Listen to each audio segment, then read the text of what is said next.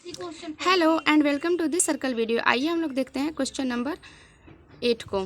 Question क्या कहती है, 15 मीटर भुजा वाले एक वर्गाकार घास के मैदान के एक कोने पर लगे खूंटे को एक घोड़े को बांध दिया जाता है 5 मीटर की रस्सी से, और ज्ञात करना है कि मैदान के उस भाग का क्षेत्रफल ज्ञात करना है जहाँ घोड़ा घास चढ़ सकता है, और दूसरा हमें क्या ज्ञात करना है कि चरे जा सकने वाले क्षेत्रफल में वृद्धि यदि घोड़े की रस्सी की जो लंबाई है वो 5 मीटर के स्थान पर 10 मीटर बढ़ा के कर दी जाती है। ठीक है, इंग्लिश में क्वेश्चन क्या कहती है, a horse is tied to a peg at one corner of a square shaped grass field of side 15 meter by means of a 5 meter long rope. Okay, this is a rope and horse is tied somewhere here. Okay, and we have a square filled with grass, okay, which has side is equals to 12 meter. We have to find the area of that part of the field in which the horse can graze. Okay, this area. Okay, in this area the horse can graze. And the second one, the increase in the grazing area if the rope were 10 meter long instead of 5 meter. Okay, तो let's see the solution. Okay, देखिए आपके पास क्या है, एक घोड़ा है। जो घोड़ा क्या है, यहाँ पर एक खूंटा लगा हुआ है। खूंटा मीन्स क्या होता है, एक पेग होता है। पेग जैसे कि यहाँ पे लगा होता है, इससे क्या होता है, बांधा जाता है किसी भी मवेशी को। ठीक है, तो यही खूंटा होता है। अब यहीं पे बंधा हुआ है और यहाँ से क्या है, रस्सी की लंबाई कितनी, 5 मीटर। ठीक है, और ये कितना है, हमारा साइड है 12 मीटर। अब हमें क्या ज्ञात करना है कि जो घोड़ा है ना वो कितने क्षेत्रफल में चढ़ सकती है। ठीक है, तो यहाँ पर देखिए, जब ये आपके पास स्क्वायर है तो स्क्वायर जो है मेरे पास, यानी कि जो वर्ग है उसका ये जो एंगल होता है कितना होता है, सब 90 डिग्री होता है। सारे एंगल 90 डिग्री होते हैं, तभी ना इज इक्वल्स टू 360 डिग्री होता है इसके चारों कोणों का योग।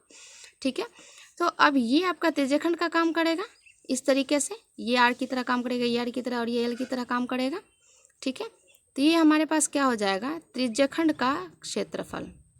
ठीक है, थीटा बटा 360 into pi r square. Okay, theta का मान कितना हो जाएगा, 90 डिग्री बटा 360 डिग्री इंटू 3.14 इंटू 5 इंटू 5, 9 चौका 36 हो जाएगा।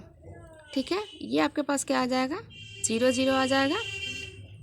अब आपको इसको क्या करना है ना, सॉल्व आउट कर लेना है। ठीक है, सॉल्व करने पर आपको ये कितना मिलता है, 19.625 मीटर स्क्वायर। ओके, तो ये था हमारा। अब ये जो एरिया है ना, फर्स्ट का, the area of that part of the field in which the horse can graze. Okay, जो हॉर्स है वो ग्रेज कर रहा है इतने एरिया में। ये आपका फर्स्ट क्वेश्चन का आंसर हो गया। ठीक है, अब जो मेरा सेकंड क्वेश्चन है वो क्या कहता है कि ये जो रोप है हमारा ना 5 मीटर, इसको हम लोग बढ़ाकर कितना कर दे रहे हैं, 10 मीटर। ठीक है, कितना कर दिए, 10 मीटर। अब ये क्या कर रहा है कि अब इतने वाले एरिया में क्या करेगा, ये चढ़ेगा। तो ये पूछा जा रहा है कि इसमें वृद्धि कितनी हुई है। जितना एरिया में इतना में चढ़ पा रहा था जब 10 मीटर करे थे, कितने और ज़्यादा एरिया को ये चढ़ पाएगा। ठीक है, तो ये वाले चीज़ हमें ज्ञात करनी है। ठीक है, तो इसको हम लोग क्या करेंगे, चढ़ सकने वाले क्षेत्र में वृद्धि यदि रस्सी की लंबाई 5 मीटर से 10 मीटर कर दी जाए। ओके, चलिए तो हम लोग क्या करते हैं, देखिए इस त्रिज्यखंड के क्षेत्रफल में से इस त्रिज्यखंड के क्षेत्रफल को हटा दीजिएगा तो ये एरिया मिल जाएगा इंक्रीज, कितना बड़ा है। ठीक है, जैसे मान लीजिए पहले कोई साइड था जिसका लंबाई था 5 मीटर। ठीक है, और अब इसका लंबाई बढ़ के हो गया 10 मीटर। तो आप ये पूछा जाएगा कि कितने की वृद्धि हुई है, तब 10 में से 5 को माइनस करके बताएंगे ना कि 5 का वृद्धि हुआ है, उसी तरीके से। ठीक है, तो यहाँ पर क्या करना है कि थीटा बटा 360 into pi r square. Theta तो वही रहेगा सेम 90 डिग्री, बस खाली आर का मान 5 से 10 हो गया है। तो ये क्या हो जाएगा, 90 degree divided by 360 degree into 3.14 into 10 into 10, 9 चौका 36, काम ख़त्म हो गया आपका। ये 0 0, ये और ये दोनों कैंसिल हो गया। 314 डिवाइडेड बाई 4 है तो कितना आ जाएगा, 4 7 28, 4 8 32, 5 20। ठीक है, इतना मीटर स्क्वायर। तो अब हमसे क्या पूछा जा रहा है कि वृद्धि। ठीक है, तो वृद्धि कितना हो जाएगा कि 78.5 में से 19.625 मीटर स्क्वायर को क्या किया जाए, माइनस कर दिया जाए। तो इसको माइनस करने के बाद हमें क्या मिलता है, 58.875 मीटर स्क्वायर।